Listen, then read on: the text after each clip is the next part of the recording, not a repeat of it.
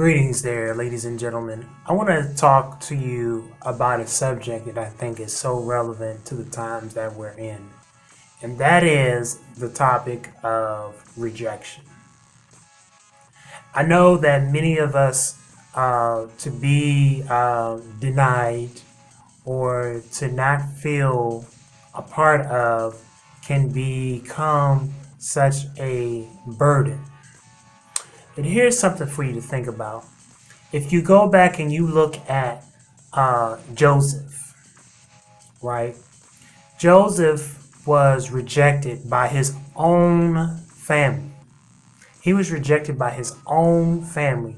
They could see the call of God that rests upon his life. They didn't like the fact that his father favored him so much. His brothers did not like the fact that he was favored by his father. And we all know that story.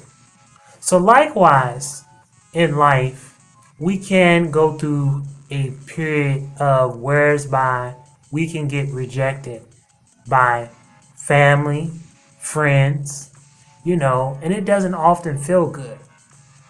But here's something to think about. If Joseph only stayed focused on the fact of his brothers not liking him, if he would not have gained the promotion that he have gained. You see, what we have to do when we face rejection, we have to look at a few things. We need to look at, number one, ourselves. Number two, we don't need to condemn ourselves. Number three, and while we are looking at ourselves, we need to focus on our purpose. Focus on the calling. Focus on whatever it is that God has called you to do. When we talk about what God has called you to do, it doesn't always necessarily mean preaching behind a pulpit. It doesn't even necessarily mean doing anything really related to the church. All of us have gifts, talents, and hobbies that we can utilize in the society and in the world to make a great impact. You see, we don't ever have to be worried about anyone's promotion or elevation if we all just took the time to operate in the grace and in the anointing that God has put upon our lives. All of us have been called to do great things in the earth.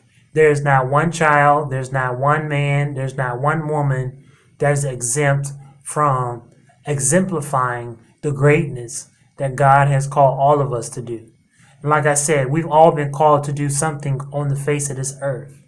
There is no such thing as a nobody. You are somebody. You are fearfully and wonderfully made in the image and likeness of God.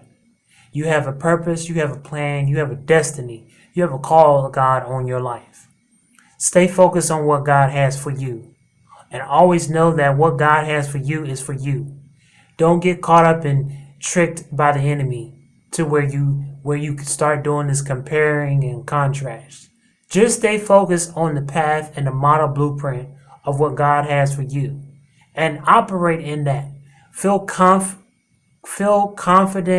feel comfortable, walk with an S on your chest, and know that the best is yet to come and that what God has for you is for you. I'm Kenneth Clark. I pray that you was blessed by this moment. And always know that you can do all things through Christ that strengthen you. And always know, as it says in 1 John chapter 4, verse 4, that greater is he that is within thee than he that is in the world. God bless you. Peace and blessings.